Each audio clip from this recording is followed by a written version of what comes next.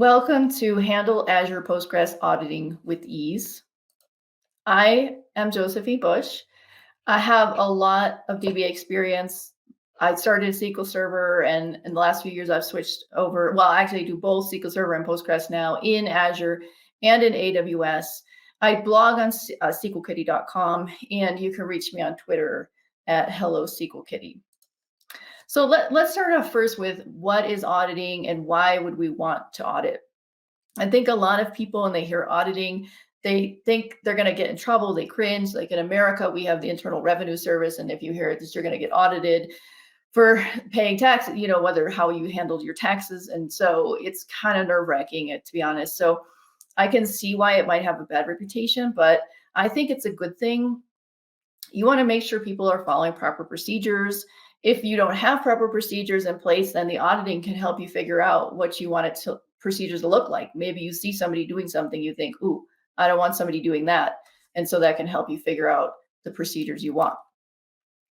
Maybe your company doesn't think it's important to audit. Maybe your company is required to audit, but you're not sure how to go about it. I think even if you're not required, it should not stop you from auditing. I set it up originally because I got tired of people coming to me saying, oh, something's wrong in the database, something's broken in there. But I had no idea because I wasn't auditing changes that were happening in there. So I couldn't tell them whether or not that was the case. And since then, actually, funny enough, less people come to me blaming the database. Or if they do come to me, I can say, oh, well, I can see nothing changed. Or here's what changed. And so it's a good thing ultimately, too, that I set it up because we were acquired by a more heavily regulated company. And we need regular auditing reports on at least a weekly basis. So it was all in place, and that was really nice. Basically, you're in the dark without auditing. Like I said, people come to you and say, oh, it's a database. Well, I'm not really sure that anything changed because I don't have auditing if I didn't have it, right? So you can see who changed something. Maybe that's changes what broke something. Maybe a user was set up for one purpose and it got shared around and now everybody's using it. Things of that nature, you can just see pretty much everything anyone does in there. So this presentation is specifically about the Postgres auditing in Azure, right? So you can use PG Audit. And this is going to feel very familiar if you use PG Audit on a Postgres on a VM too. So it's like that. It's just a little bit different where you go. The settings are very much the same, but they're in, I'm going to show you in the portal. You could probably do, with CLI or other, maybe like Terraform, other kind of tools to automate your infrastructure and stuff. But today I'm going to show you just in the portal so you get a feel for it. And so it's written to log files, like Postgres log files, right? Or you can write it to Azure Monitor. The Azure Monitor is a really nice option because it gives you longer storage options, and it's easier to query and report on it in a centralized location. And there's just a couple things at the bottom of the slide here about PG Audit. Single server basic, it's not in there. And then Citus, it's still in preview, it's just on select servers. So the stuff I show you today, a lot of those settings will be in Citus as well, maybe in a different location. So some of that could still apply to that as well. So first, I want to mention this log statement parameter because this you don't want to use. This is not part of PG Audit, right? This is just, it's going to log every state. There's a bunch of options. I showed none because I really want you to use none here. There are some things like all, which is a fire hose. It's going to totally overload your logs. But like I said, this is not part of PG Audit. So I just want to say that up front because I know people may be using that, especially in VMs and Postgres, maybe older stuff that you didn't have PG Audit set up. So I wouldn't use that. Instead, PG Audit, right? And first thing we have to do is put in the shared preload library. So nicely, there's a drop down there and you just check it, you set save. And then since it is a static parameter type, you will have to restart. And then we move to our PG Audit settings, right? So these settings right here are the default and recommended, except for that top one, the PG Audit log, which you're going to go over in detail in a sec here. So these seem to work fine. You can tweak these if you want, depending on your needs. These seem to work really well for me, so I leave them alone. And with the PG Audit log, these are your options. When you first come in here, it's just going to say none. It's going to have none checked. That's the default setup for PG Audit. It's not going to audit anything until you're ready. So I usually use DDL and role because I want to see if things change, like system settings will come up in here, like alter system setting stuff. creating tables, altering tables, roles, things like that. There are more, of course. There's, MISC and other function stuff in here, right? There is a slide of resources toward the end of the deck, and there is a link to these options. And it also is the official PG audit documentation, so it can help you understand some of those other settings I mentioned on the slide before. But read and write, those can be dangerous because there may be so much going in your system. I tend to say don't turn those on, especially if you're going to write them to the PG log directly, which we'll discuss some of that, pros and cons of that. But it's sort of like a fire hose, then you're getting everything with those kinds of things. So just be careful. So I think one really important part of this that's not necessarily a part of PG audit per se, it's part of logging in general, which is the logline prefix. You definitely want to change this from the default, because otherwise you have no idea who actually made this audited action. So you see somebody create something or alter something, and now you have no idea who unless you change this logline prefix. So that there is what I recommend. That's what Microsoft recommends as well. You can, of course, modify that as you see fit. But of course, getting the user, because that's like one of the main things of that one. So the next thing you need to do is you actually have to create an extension on each of the databases you want to audit. So whatever ones you want to audit, you got to do this create extension PG audit on that database.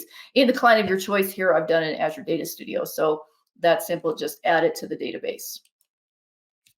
So speaking of logs, so the one place you can put your PG audit stuff is in the Postgres blog.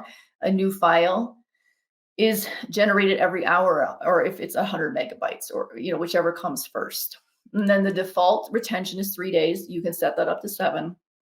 Now there's something to note, especially like when I mentioned if you audit read or write in the PG audit, you can only hold up to 1 gig of log files, period. Doesn't matter if your retention 7 days, whatever's set to do, it's going to start deleting files. So it is really important to know that if you're going to store your audit data, how much you're going to store in there, because files might fill up really fast and then you just lose track of what's going on in there.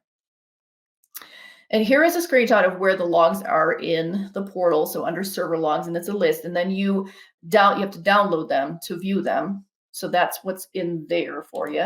And here is a detailed view of what would happen. So I did some actions so you can actually see what would be in that file when you download it if there's an audit. And so you can see here at the beginning, you have the T, the equals, and the U, and the DB and the PID. That stuff is that log line prefix that I set, right? So we get that additional information. And then this audit colon indicates to you that this is part of PG audit. So that's that. And then here we have an example of creating a schema. Over here, we have an example of creating a role. So this is basically what you would get with the setup that I just showed you in the portal. So I personally think, and Microsoft recommends this as well, the Azure Monitor is a better option for storing all of your log data, audit data, including all the Postgres log information. You can put that in the Monitor. It's good if you're auditing a lot of actions, like if you're using read and write, auditing read and write, especially.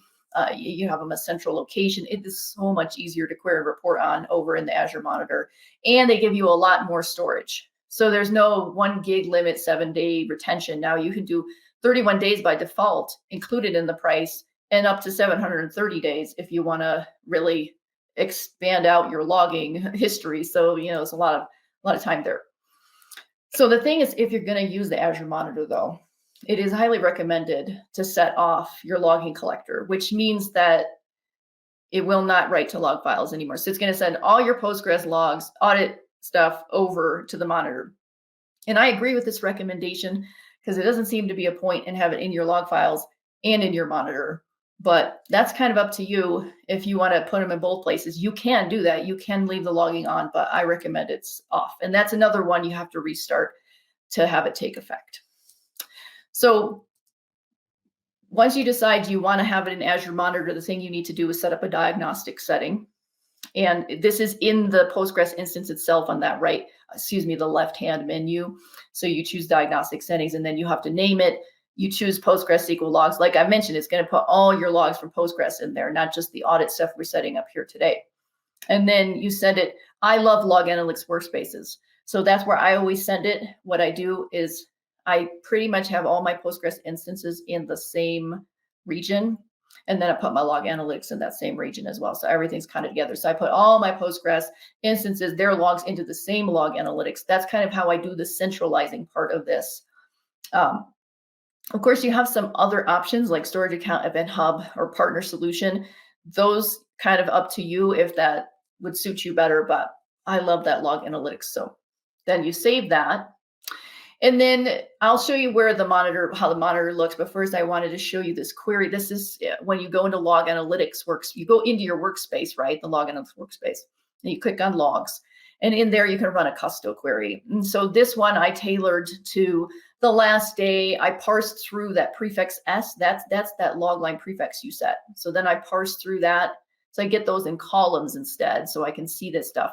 And you see the audit colon, that's the key thing to pull that audit data out. Now, if you just want to see all your Postgres logs, you could do that too. So that's just another option, but this is for the auditing, right? This here. And so when you go into the portal, this is what it would look like. So you can drop this query in there, and then you see the time generated, the resource, the database, the user, and you know what happened, the audit, all that good stuff in here. So that makes it really easy. And Custo's really easy. There's and the resources slide, there's information about this Azure Monitor stuff and the Custo stuff as well. So if you want to tweak this in any way, there's some other resources there just to keep that in mind.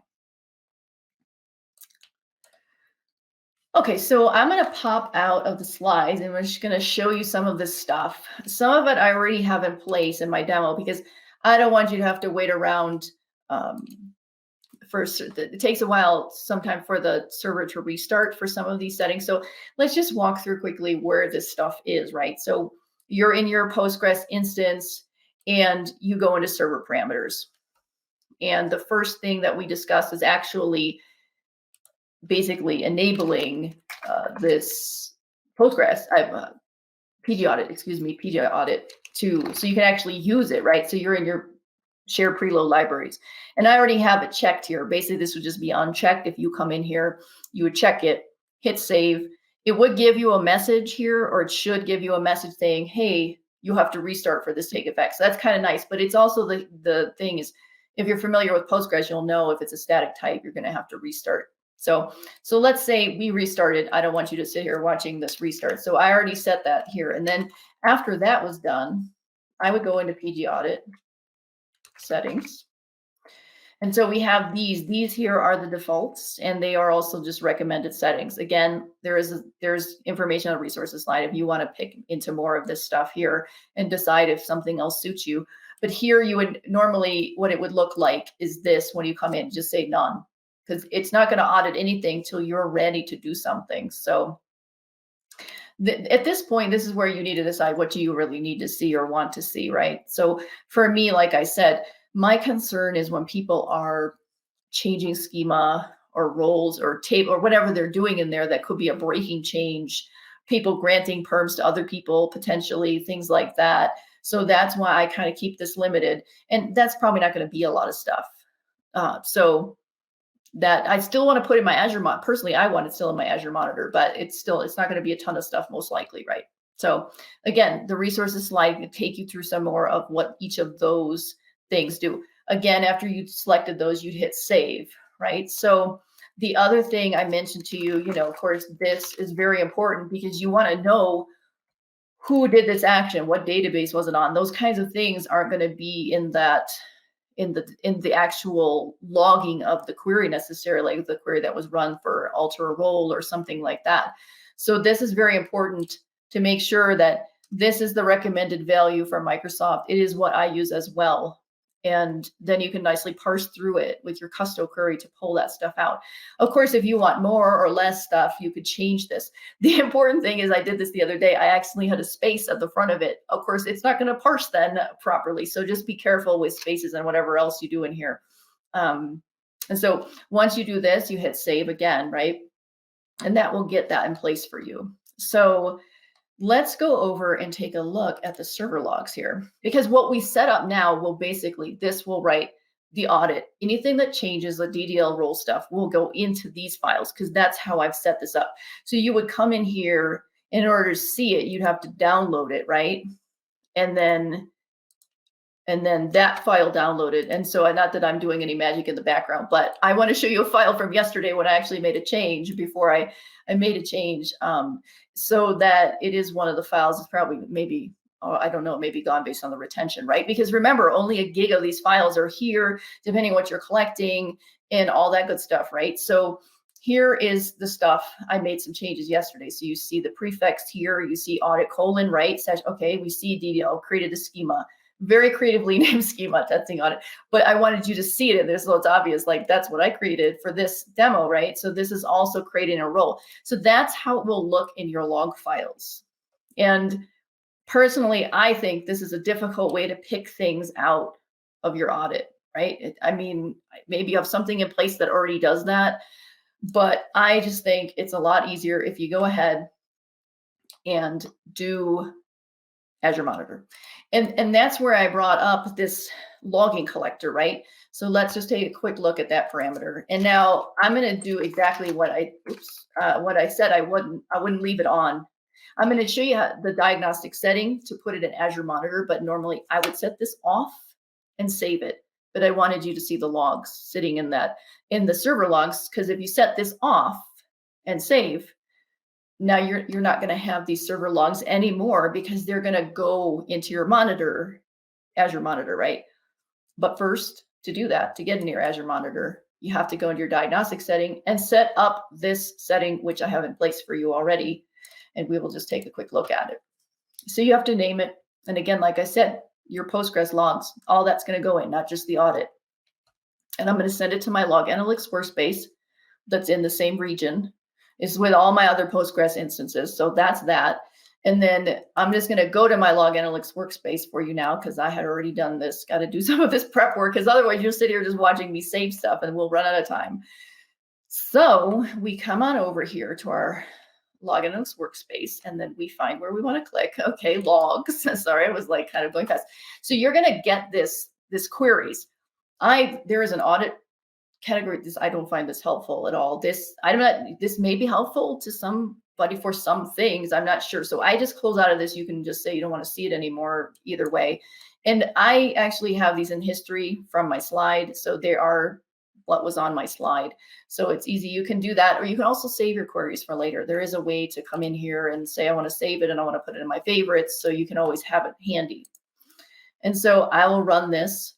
And you'll see things I actually changed yesterday in here. And so you can see this is what, the format, like I showed you in the screenshot, it's picking out this stuff from the prefix and it's plopping them into different columns. That's what it looks like. And then if we actually, let's see, okay, this is what I want to warn you to, why I didn't want to just set it up on the fly, because you set it up, a diagnostic setting, and sometimes it takes time for it to get into the analytics workspace. So if you see an error, or you see, oh, I can't find anything yet. Sometimes what I've had to do is turn on and off the logging collector again, just kind of wait, patience, they say it's a virtue. So, but I want it now. So I just want to warn you that I'm going to make some changes here, and I'm going to hope that they come through. That's the other thing I forgot to mention as part of this, is that you do want to create that extension in each database, or nothing's going to audit, right? It's not going to know the settings in the instance. Don't know. They're like, oh, well, she didn't set up any extensions in the databases, so it would not collect anything. I did this in advance too, but I'll show you here that you can run this and you can see that it's in here. This means it's the PG extension that shows you what's actually created. So it is there. And then we're just going to create a couple schema and a role, excuse me. And then we're going to come over here and let's see how fast it can get in here. So let's see, because it can take, like I said, it can take some time. So I might not sit around too long waiting, but it just takes a little bit to get in here. So, but I wanted to show you all the bits and pieces, like what you would do, what it could audit and so on. So just so you know, see, it's not quite there. It's, it could take a few minutes. Even when you already have it set up, it can take a few minutes. So don't despair if it's not there that quickly. And especially don't despair when you first set it up, because it can take some time for it to kind of trickle through, especially when you first set up the workspace and the diagnostic setting. So I'm going to pop back over to my slides. And I'm just going to show you what I mean by reporting, because I mentioned this is easy to report on as well. And it's not actually part of the log analytics workspace or the Azure Monitor so much. It's a separate thing in Azure that you can use. And it's called a Logic app. And this basically sends an email once a day with a CSV file of that custo query. So I want to see things before it's a week later or something, red flag, so I'm working on sending it to a ticketing system. I do that on SQL Server, which is a totally different process than this.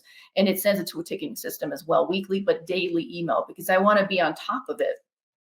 So this daily recurrence runs every day at 10 a.m. By the way, is UTC time. That's what it's all stored in. So that's actually the middle of the night where I am. So I might change that to later so that I get it when it's like the day, but it doesn't really matter because it's still going to send it to you. So you're going to have it in your box when you get in.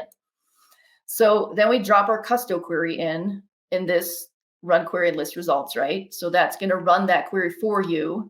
And then since it's a pain to format the HTML into the body of the email, it's just faster and easier if I put in a CSV file, and then you just click that to open that. So it creates that CSV file here, and then it attaches, I put in an attachment with a send an email, right? So I don't know why I didn't think of this, but at the time you can just save it with output, the file, without putting a name in here, and then it won't send it in an attachment, by the way. So you got to fill out both these fields here.